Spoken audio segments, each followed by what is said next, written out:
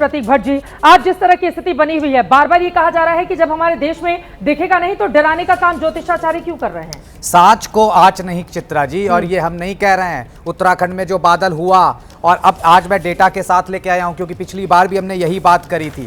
जब जब सूर्य ग्रहण पड़े हैं, चंद्र ग्रहण पड़े हैं 1954 से 1959 के बीच, निश्चित तौर पर उस दौरान भी मतलब त्रासदी वाले भूकंप आए। उसी के साथ अगर आगे बढ़े 1979 11 अगस्त का दिन मोरबी बांध टूट गया अगले दिन ग्रहण के। उसी के साथ आगे बढ़े 21 अगस्त 2017 फ्लोरिडा में नेट तूफान, उसके बाद जिसमें सैकड़ों लोग मारे गए। उसी के साथ साथ लॉस वेगास में 60 लोगों की गोलीबारी से हत्या। ये उसी दिन की बात है जिस दिन ग्रहण पड़ा। परमाणु बम 1945, लगातार 3 ग्रहण, और उन 3 ग्रहण में ये हुआ। तो इस दौरान अगर आप देखें, केदारनाथ की त्रासदी कौन भूल सकता है? लगातार 3 ग्रहण, 1 अप्रैल में, 1 मई में और एक 25 मई को, और 16 जून 2013 को जो त्रासदी हुई, लाखों लोग मर गए, कितने नहीं पाए गए। ये सब डेटा है ग्रहण के अगले 15 दिन और 2 दिन पहले का। ये मैं नहीं कहता, ये डेटा कह रहा है। तो अगर अभी भी आप झुठला रहे हैं तो अब मैं कुछ नहीं कर सकता। ठीक है, मैं सीधे आपके पास आते हुए कपकट साहब, इन्होंने जो बातें कही हैं क्या गलत है? वो तो ज्योतिष जो बता रहे हैं, और हमने चंद्र ग्रहण के बाद देखा भी, नेपाल में सत्ता परिवर्तन हुआ, दुनिया के अलग अलग देशों में उसका सीधा असर पड़ा, और ज्योतिषाचार्य दावा यही स्टूडियो में करके गए थे। मैं आपको इसमें बता दूं, जो इन्होंने डेटा दिया ना, आप देखेंगे देयर आर 6000 कैटास्ट्रोफीज एवरी ईयर। अगर आप 6000 कैटास्ट्रोफीज को डिवाइडेड बाय 365 करेंगे तो आप खुद लगा लीजिए कि 20 कैटास्ट्रोफीज हर रोज ऑन एवरेज होती है। तो जिसमें आपका लूनर एक्लिप्स भी आएगा, सोलर एक्लिप्स भी आएगा। तो ऐसा नहीं है कि ये स्टैंड आउट करती है कि यहाँ पे कैटास्ट्रोफीज बढ़ जाती हैं। जो आपकी कैटास्ट्रोफीज चलती हैं वो चलती हैं। अब आप देखिए साइंस क्या है। हाँ, इंडिया ने जो पाकिस्तान के ऊपर जब मिसाइल्स डाली, वो कहाँ पे मिसाइल्स गई? टेररिस्ट कैंप पे, राइट? जो आपका यूएस ने ईरान के जो न्यूक्लियर फैसिलिटी पे डाली, वो कहाँ गई? उसके न्यूक्लियर फैसिलिटी पे। इधर उधर नहीं हुई, 1 इंच भी इधर उधर नहीं हुई, 10 किलोमीटर इधर उधर भी नहीं हुई। बिल्कुल, ये साइंस है। साइंस ये है, जब आप ये बता दें जी ये चंद्र ग्रहण है, ये सूर्य ग्रहण है, फलाने कंट्री में, फलाने एरिया में, फलानी स्टेट में, फलाने यहाँ पे ये चीज होगी, तो उसका सूर्य ग्रहण इससे क्या संबंध हो गया? सूर्य ग्रहण में तो वो बता रहे हैं ना, उनकी ओर से उदाहरण भी दिया गया। चंद्र ग्रहण के बाद हमने जो कहा था वो सही साबित हुआ है। हाँ। हम कल होने वाली वो कह रहे हैं मौसम विभाग वाले तो बारिश के बारे में हम इतने क्यों पैसे दे रहे हैं?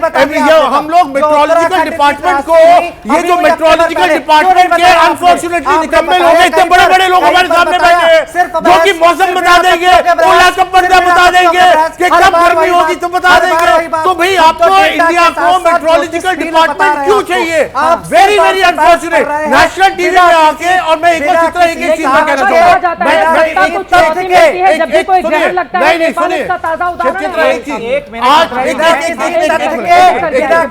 आज मोदी जी ने क्या बोला? Chip to ship.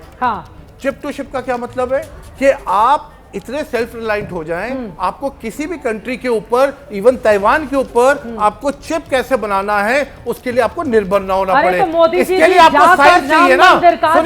सुनिए, तो अगर आप इस तरह की बातें करेंगे, अगर ये इस तरह की बातें करेंगे, बारिश कब होगी बता देगा, गर्मी कब होगी, ओले कब पड़ेंगे, तो आप इंडिया को तो 200 साल पीछे लेके जा रहे हैं। 200 साल पीछे लेके जा रहे हैं। 1500 शताब्दी के पास की गणना के बारे में बता दिया, और कहा कि विज्ञानों का जनक है ये, विज्ञानों का जनक है ये। आप साक्षर उसके बारे में पंचांग की बात मत करो। बहुत सारी बातें आवाज तेज करने से कोई फायदा नहीं है। आप पूछा जा रहा है, मैं कह रहा हूं इसरो भी खत्म करो, इनको ही दे दो, इनको ही सब कुछ दे दो, इसरो भी सब कुछ करो। हर बार यही बनाएंगे सब कुछ, और आप जैसे तंजानिया में रेगो वो जो ट्राइब है, आप एक ट्राइब बन जाओगे, एक धोखे पे करो। ऐसे पाखंड, देखिए ऐसे पाखंडी जब हमारे देश में आ जाते हैं, देश वाकई में खतरे में। इन्होंने सनातन को ही नहीं खतरे में डाला, ऐसे लोगों ने देश को भी खतरे में डाल रहे हैं, जो कह रहे हैं ज्योतिष बता देगी कब बारिश होगी, कब नहीं होगा। इनको बोलो तो ये लोग अर्थक्वेक का टाइम भी बता दिया करें। उनका अपना देखिए, न ज्योतिष करें, विज्ञान बंद करो, न वैज्ञानिकों को कहना चाहिए कहिए ज्योतिष बंद करो। इस देश में बहुत सारे लोग है ना ग्रह नक्षत्र देख के शादियां होती हैं, विवाह होते हैं, मंदिर का उद्घाटन होता है। राम मंदिर का उद्घाटन 22 जनवरी को ही किया गया। ज्योतिषियों ने बताया था कि शुभ होता है, इस वजह से किया गया। ठीक है, अपनी अपनी बारी में नीतीश शर्मा जी अब आपके पास आते हुए, लेकिन वो कह रहे हैं जब सूर्य ग्रहण देश में नहीं पड़ेगा तो फिर कुछ लाख लोग जो अलग अलग देशों में रहते हैं, जिनके ऊपर जो हिंदुस्तान के हैं बाहर देशों में रहते हैं, उनके ऊपर प्रभाव पड़ेगा, उससे भारत को जोड़कर क्यों देखा जा रहा है? नीतीश शर्मा जी, पहले तो मैं अपनी बात को स्टार्ट करने लगूंगी कि हम डिबेट कर रहे हैं ज्योतिष और साइंस के बीच में। हाँ। मुझे लगता है कि जितने भी साइंटिस्ट हैं उनको ज्योतिष पढ़ना चाहिए और जितने भी ज्योतिष हैं उनको साइंस पढ़ना चाहिए। ठीक है। शायद ये विवाद तब जाके अंत होगा, क्योंकि नासा की ऑब्जर्वेटरी बनी थी 1958 में, उसके बाद इसरो आया और बाकी ऑब्जर्वेटरीज आई। लेकिन हमारे पंचांग इतने वर्षों से, हजारों वर्षों से कब ग्रहण लगेगा, ग्रहों की गति, ग्रहों के नक्षत्र, कब ग्रह वक्री हो रहा है, कब अस्त हो रहा है और उसका क्या प्रभाव पड़ रहा है। लेकिन अभी मैं क्या साहब से आज एक अनुरोध करती का? हूँ कि ज्योतिष की एक बेसिक किताब पढ़ के मेरे सामने डिबेट करने आए। ज्योतिष खाली मैथमेटिकल, ज्योतिष के 3 पद हैं। आपकी बातें बिल्कुल सही हैं, लेकिन ज्योतिष को लेकर चर्चा नहीं है। चर्चा इस बात को लेकर हो रही है सूर्य ग्रहण दूसरे देश में पड़ेगा तो हम इसको लेकर इतने चिंतित क्यों हो रहे हैं? चित्रा जी, इस पूरे ब्रह्मांड में एक सूर्य है। सूर्य को ज्योतिष में ऊर्जा का केंद्र माना जाता है, आत्मा का केंद्र माना जाता है, सत्ता का कारक माना जाता है और कहीं ना कहीं आपके पिता का कारक है, आपकी हड्डियों का कारक है। सत्ता में जब आप देखिए, हमने आप ही के चैनल पे जब पूर्ण लूनर एक्लिप्स लगा था, हमने भविष्यवाणियां करी थी इसी चैनल पे, एवीवी पे, कि इस ग्रहण के दुष्प्रभाव से सत्ता पक्ष और जनता के बीच में आंदोलन होगा। हाँ। क्या अगले दिन नेपाल का आंदोलन आपके सामने नहीं आया? राहु केतु की वजह से बहुत दिन से वैसा माहौल बन रहा था ना, नहीं क्यों जोड़ दिया जाए चंद्रग्रहण से? लेकिन वो माहौल उत्तराखंड में होगा, उत्तराखंड में जब भी बारिश का मौसम होता है आता ही है। हुआ, पेरिस में हुआ, हर जगह माहौल था क्या? तो हर जगह चंद्रग्रहण और सूर्य ग्रहण आने पर ही होता है क्या? चंद्रग्रहण और सूर्य ग्रहण आने पर विपत्तियों की इंटेंसिटी बढ़ जाती है। इसका फर्क पड़ेगा ही पड़ेगा। आप ही कह रहे हैं तबाही, बर्बादी, आपदा का ये कारक है और सूर्य को चुन के हम देवता मानते हैं तो उसका असर भारत पर भी पड़ेगा। आप ये बताना चाह रहे हैं? जो आपको विटामिन डी दे रहा है, जो आपकी बायोलॉजिकल क्लॉक डिसाइड कर रहा है, जो आपको आरोग्यता का कारक बता रहा है, जो आपका पिता है, आप कैसे उसका प्रभाव आप पर नहीं पड़ेगा? त्यागी जी अब वो कह रहे हैं जो आपका पिता है अगर वो कष्ट में है तो उसका सीधा प्रभाव पड़ना ही है। वैज्ञानिक इसको जिस भी नजरिए से देखें, लेकिन बड़ी तादाद में देखिए यहाँ पर कुछ उदाहरण भी दिया जा रहा है।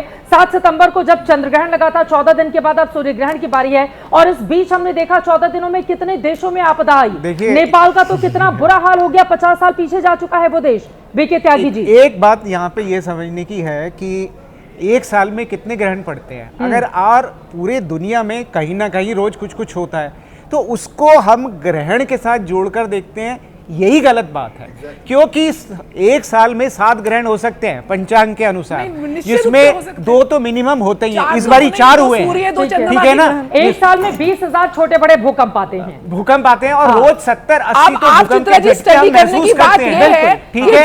और जो दूसरी बात है, सुन लीजिए, जो दूसरी बात ये कि जहां तक प्राकृतिक आपदाओं की बात है, ये जो साइंटिस्ट कम्युनिटी है, क्लाइमेट चेंज, ग्लोबल वार्मिंग, ये पिछले 10 सालों में वो चिल्ला रहे हैं कि प्राकृतिक आपदाएं बढ़ जाएंगी, क्योंकि जो मानव का जो इंटरफेरेंस है प्रकृति के साथ इतना ज्यादा गड़बड़ कर दिया है कि हमने उस संतुलन को बिगाड़ दिया। चंद्रग्रहण सूर्य ग्रहण से जोड़ इसका कोई लेना देना बिल्कुल गलत है। आप ये बता रहे हैं, ये तो एक कहेंगे कि एक खगोलिक घटना है जो साल में होगी। लेकिन चंद्रग्रहण में जो ट्रेलर दिखा था, देखिए वैज्ञानिकों की ओर से नहीं कहा गया था कि इन देशों में, देशों का नाम नहीं ले, लेकिन ये कहा गया था कि दुनिया भर के देशों में उथल पुथल देखने को मिलेगी। ज्योतिषाचार्यों ने कहा था, वो अपनी बात को सही बता रहे हैं। जब भूखमरी है, गरीबी है, तो उथल पुथल तो होगी। हो गया जहां पे हुआ ऐसा, नेपाल तो बगल का है, वहां पर तो बहुत बड़ी आबादी है। जो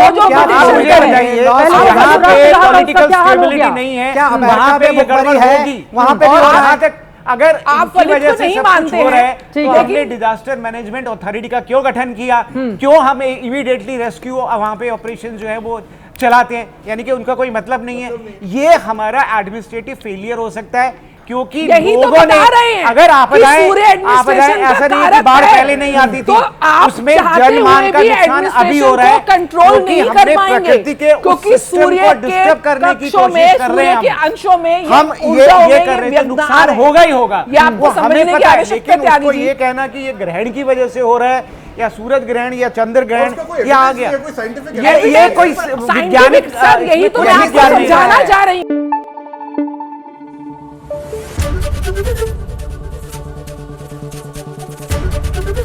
एबीपी न्यूज आपको रखे आगे।